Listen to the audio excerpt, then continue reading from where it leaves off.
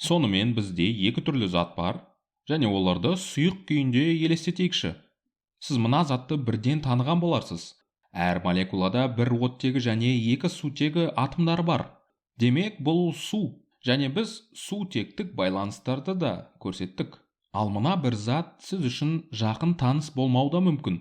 Оның OH тобы және көміртегі тізбегі бар екеніне қарап, спирт екенін біле аламыз. Сонымен бұл қандай спирт түрі? Сізде мұнда екі көміртегі бар, демек бұл этил спирті, немесе этанол деп аталады. Этанол адамдар тұтынатын спирттің басты құраушы бөлігі. Сонымен қатар көлік жанармайының қосымша қоспасы болып табылады. Бірақ бүгін біз су мен спиртті тек сұйық күйде тұрғанын ескеретін боламыз.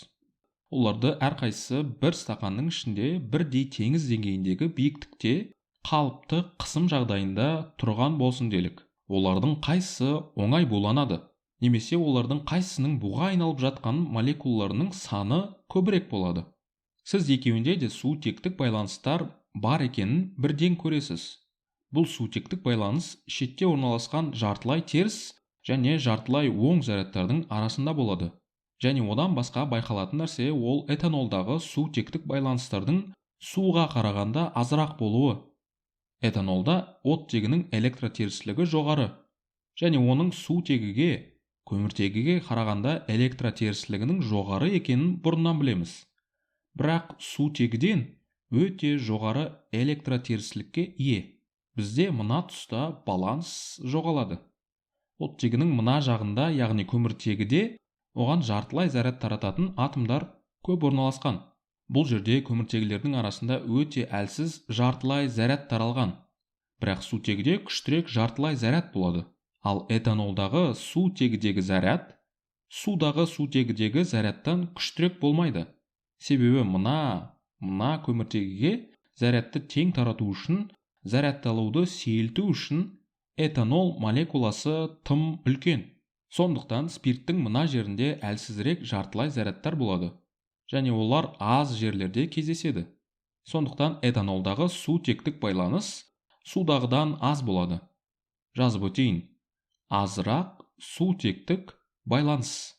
Алдында айтып өткеніміздей, жалпы сұйық күйде де, қатты күйде де сутектік байланыстар этанолдағы судағы молекулаларды бір-бірімен біріктіріп ұстап тұрады. Егер сізде аз сутектік байланыс болса, оларды үзіп, молекулаларды босату үшін аз энергия кетеді. Бірақ оларды үзіліп, молекулалардың бу күйіне өтетінін айтпас бұрын, оның қалай орын алатынын ойланып көрейікші. Біз жүйенің температурасы туралы айтқанда, негізі орташа кинетикалық энергия туралы айтамыз. Әрбір молекула әртүрлі жолдармен қозғалып жүреді. Мысалы, мына біреуінің кинетикалық энергиясы мынадан бірнеше есе жоғарырақ. Олар әртүрлі бағытта қозғалады. Біреуі екіншісінен кішкене биікте жүруі мүмкін. Мынау кенеттен басқалармен соғылғандықтан өте жоғары кинетикалық энергияға ие болуы мүмкін. Және осы энергиямен сол жердегі сутектік байланыстардан арылып, оның үстіндегі ауа қысымынан да асып түсе алады. Есіңізде болсын, бұл вакуумда болып жатқан жоқ. Мына жерде ауа бар. Онда азот, көміртегі диоксиді секілді нәрселер қалқып жүр. Бірақ егер мен жалпы ауа молекулаларын салар болсам, ол қалқып жүрген молекулалардан да қысым пайда болады. Сондықтан мына бір молекула сутектік байланыстарды және басқа молекулалардан келетін қысымды жеңіп өтіп, әсіресе булануға, газ күйге өтуге қажетті жеткілікті энергияға ие болуы керек. Мұнда да дәл осылай болуы мүмкін. Бәлкім мына молекуланың жоғары энергиясы байланыстарды бұзып, босауға жеткілікті шығар. Осы жағдайда ол молекула газ күйіне өте алады. Сутектік байланыстар ажырап, молекулалар бір-бірінен қатты алыстайды. Менің ойымша, сіз басқа этанол молекулаларынан жаңа сутектік байланыстар түзіле алмайды деп ойлауыңыз мүмкін. Расымен де буланғанда, яғни газ күйіне өткенде, су молекулалары бір-бірінен қатты алыстағандықтан, олар сутектік байланысты қайта құра алмайды. Бұл жерде бұзылуы қажет сутектік байланыстар мына жердегіден көп болғандықтан, орташа есеппен оған булану үшін көбірек жылу жұмсалады. Белгілі бір массада берілген заттың булануына қанша жылу кететіне қатысты айтылатын булану жылуы деп аталатын арнайы термин бар. Өздеріңіз көргендей, этанолға қарағанда судың булану жылуы үлкенірек мәнге ие. Мен сіздерге мына сандарды көрсеткім келеді.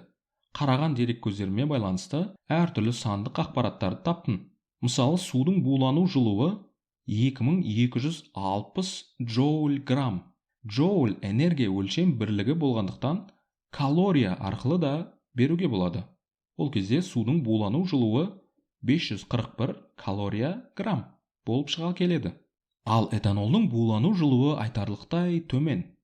Этанолдың булану жылуы 841 джоуль-грамм немесе 201 калория-грамм.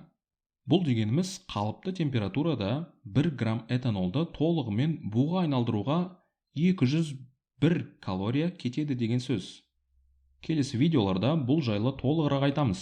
Сіздер білу керек ең бірінші нәрсе, қай нәрсенің булану жылуы аз не көп болатынын білу. Сіз тіпті өзіңіз тәжірибе істей аласыз. Яғни бірдей көлемдегі шыны стақанды алып, бірдей көлемде біріншісіне этанол, екіншісіне су құюыңыз қажет. Содан соң қайсысының булануы ұзақ жүретінін бағалай аласыз. Ол үшін төбесіне қызған шамды қойып қоясыз. Немесе бірдей күн сәулесі түсіп тұрған жерге стақандарды қойып, этанол мен судың булануына кеткен энергия мен уақыттың айырмашылығын анық байқайтын боласыз. Бұған біз қайнау нүктесінің де жұмыс істеу принципін ұқсата аламыз. Біз бәріміз қайнатудың не екенін білеміз.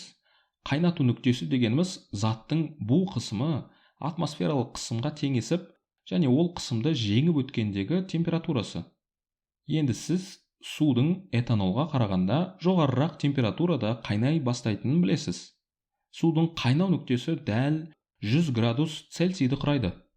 Ал негізі судың қайнау нүктесі, яғни температурасы Цельсий шамасын орнатуда өте маңызды орын алды. Судың қайнауы 100 градус Цельсийда, ал этанолдікі шамамен 78 градус Цельсийда басталады. Яғни, этанол төменірек температурада қайнайды. Өйткені онда үзілетін сутектік байланыстар аз.